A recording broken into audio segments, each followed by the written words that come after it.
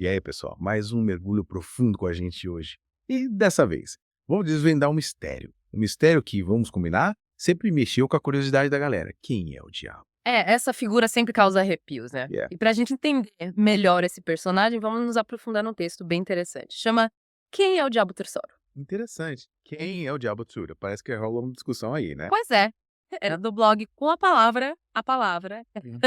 E o que ele busca é desvendar essa figura a partir de uma perspectiva, digamos, bíblica. Ah, tá, entendi. Então a gente vai se aprofundar na Bíblia para entender quem é o diabo. Isso aí, o texto vai fundo na questão, explorando as escrituras para separar o joio do trigo. O que a Bíblia realmente diz, sabe, daquilo que virou folclore, aquelas histórias que a gente ouve por aí. É tipo caçadores de mitos do diabo, então. Só que em vez de usar a ciência, usam a Bíblia como base. Boa analogia. E o ponto de partida do texto é um trecho de Ezequiel. Ezequiel? Ezequiel 28.11-15, para ser mais preciso. É um trecho que, a princípio, fala sobre o rei Tobal, de Tiro, mas que também parece descrever um anjo querubim, que, segundo a interpretação do texto, teria se tornado o diabo. Peraí. Duas figuras no único trecho. Complexo, hein? A gente já começa a ver a complexidade do tema logo de cara. Quem era esse tal rei Tobal? Por que o texto o conecta com o diabo? E Tobal era rei de Tiro, uma cidade, digamos, poderosa da época. Um centro comercial e político, era tipo a Nova York da antiguidade. Só que, apesar de toda a riqueza, Tiro era conhecida por, digamos, sua crueldade, idolatria, imoralidade. Ah, entendi. Riqueza e poder subir na cabeça. É. E o que o rei e o anjo têm a ver um com o outro? O texto traça um paralelo interessante entre a arrogância e a busca pelo poder do Etobal com a queda do querubim. Ambos, segundo essa interpretação, se deixaram levar pela ambição, desejando o poder que não lhes pertencia. Queriam ser um manda-chuva, então. E essa ambição toda, essa vontade de ser o todo-poderoso, é o que o texto chama de iniquidade, né? Exatamente. E essa iniquidade é vista como a raiz da queda do anjo. É o ponto de ruptura entre sua suposta pureza original e sua transformação em diabo. Meio assustador isso, né? E pensar que, antes dessa queda toda, esse anjo era um ser de luz, pelo que o texto diz. Perfeito em formosura. Chefe da guarda celestial, morando num lugar paradisíaco cheio de pedras preciosas, que ele até fazia música, segundo o texto. Tocava tambores e pífaros. Sim, é uma descrição bem detalhada. Serve para mostrar o contraste, a magnitude da queda, um ser angelical no topo da hierarquia celestial com beleza e talentos extraordinários, e se corrompe a ponto de se tornar o diabo. Uau, que vira-volta.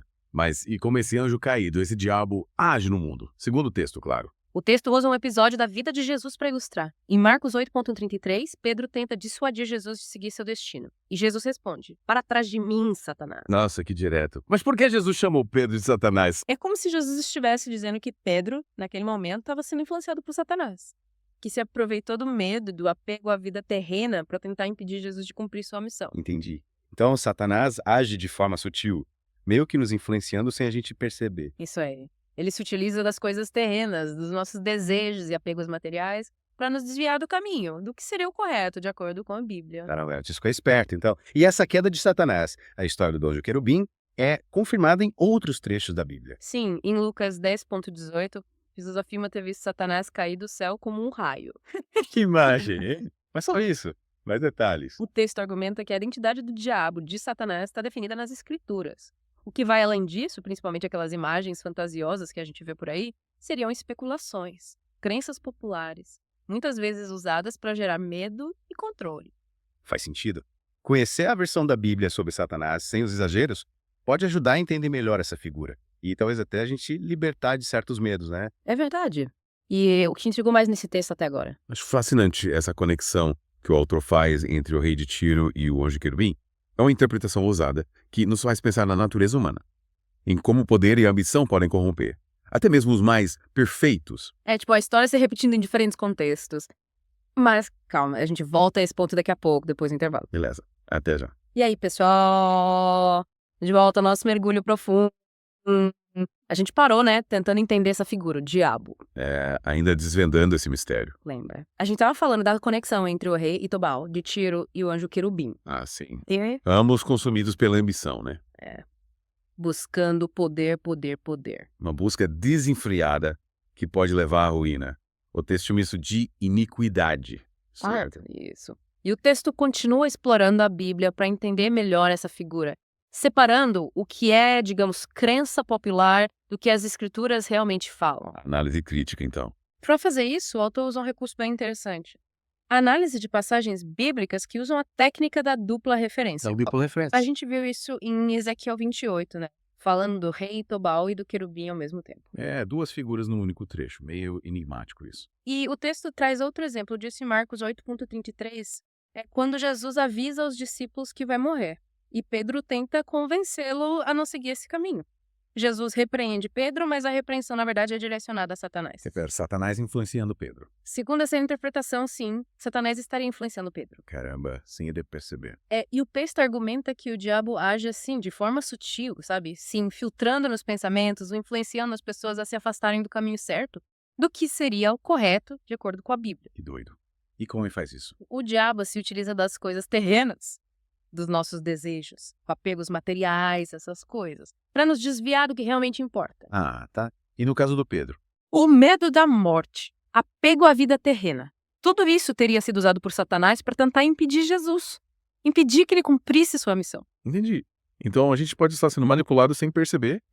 A gente pensa que está no controle, mas Mas na verdade, pode estar sendo manipulado por uma força invisível. assustador isso, hein? Essa tática do diabo é poderosa porque explora as nossas fraquezas, medos, inseguranças. É como se ele oferecesse um atalho, sabe? Uma solução rápida. Mas, na verdade, afasta a gente do caminho certo. Promete mundos e fundos, mas no final. É cilada. E no mundo de hoje? Como o diabo agiria? O texto argumenta que a gente pode ver a ação do diabo em vários aspectos da sociedade moderna. A busca desenfreada por riqueza e status, por exemplo, pode ser uma forma de se afastar dos valores espirituais. Família, amigos. Nossa, a gente vive num mundo que valoriza muito o ter consumir, né? E muitas vezes essa busca por bens materiais acaba nos escravizando. Escravizando. Refém de um sistema que nos explora, Correndo numa maratona sem fim, né? sempre buscando mais. Nunca satisfeito. E essa insatisfação constante pode nos levar a tomar decisões erradas. Agir de forma egoísta. Faz sentido. E acaba se perdendo no caminho. É como se a gente tivesse perdido a bússola. E essa busca por poder que a gente vê hoje em dia. Seria uma armadilha. Uma armadilha do diabo. Uma forma de nos controlar. É uma interpretação possível. O texto nos convida a questionar os valores da sociedade, refletir sobre as nossas próprias motivações. Será que estamos buscando o que realmente nos faz feliz?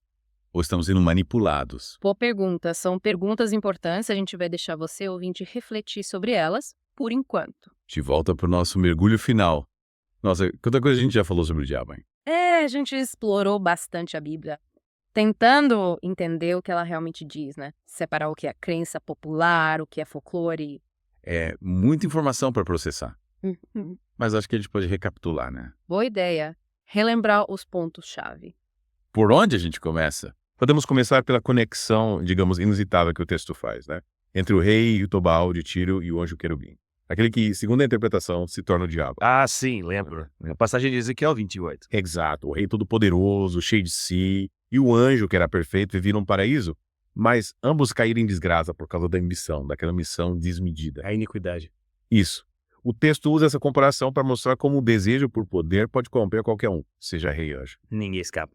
E essa iniquidade, essa busca desenfreada por poder, status, bens materiais. Lá é a alma, né? E o texto mostra como o diabo age no mundo, usando a história de Pedro e Jesus como exemplo. Em Marcos 8,33, lembra? Sim. Quando Pedro tenta dissuadir Jesus da morte, Jesus responde: "Para trás de mim, Satanás." Pedro, segundo essa interpretação, estava sendo influenciado por Satanás. O medo, o apego à vida. Usados para tentar impedir Jesus de cumprir sua missão, Então a gente tem que ficar esperto, né? porque o diabo age de forma sutil, se aproveitando das nossas fraquezas. Exato. Ele se disfarça, se esconde atrás dos nossos desejos, das inseguranças. Nos leva a agir de forma, digamos, errada. Contrária ao que seria o correto, de acordo com a Bíblia.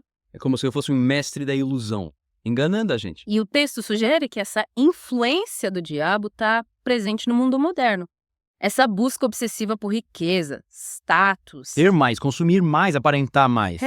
E isso pode nos afastar do que realmente importa, Uma armadilha. trocando a verdadeira felicidade por uma ilusão de sucesso e poder. E a gente nem percebe, né? Por isso é importante conhecer a versão da Bíblia sobre o diabo, sem os exageros, as fantasias. Pra gente se proteger. Conhecer para poder identificar as armadilhas, resistir, fazer escolhas mais conscientes. E aquela frase de Jesus em Lucas 10,18, quando ele afirma ter visto Satanás cair do céu como um raio. Forte, né? Reforça a ideia de a identidade do diabo está definida nas Escrituras. E o que vai além disso, as histórias fantasiosas, as imagens aterrorizantes, Pode ser tentativa de manipulação, né? gerar medo, controle. Conhecimento é poder, então. Quanto mais a gente entende sobre o diabo, suas táticas, mais preparados a gente fica. Para enfrentar as tentações. E pra gente finalizar, lembra daquela frase? Conhecer a verdadeira identidade do diabo nos liberta do medo e nos equipa para resistir às suas tentações. Verdade. Uma ótima mensagem para a gente levar para a vida. E com essa frase poderosa, a gente encerra nosso mergulho sobre a identidade do diabo. Espero que vocês tenham gostado. É isso aí. Esperamos que as reflexões de hoje inspirem vocês a buscar mais conhecimento, questionar, trilhar o próprio caminho com consciência, sabedoria. Valeu, pessoal. Fiquem ligados para mais mergulhos profundos aqui no The Big Diver.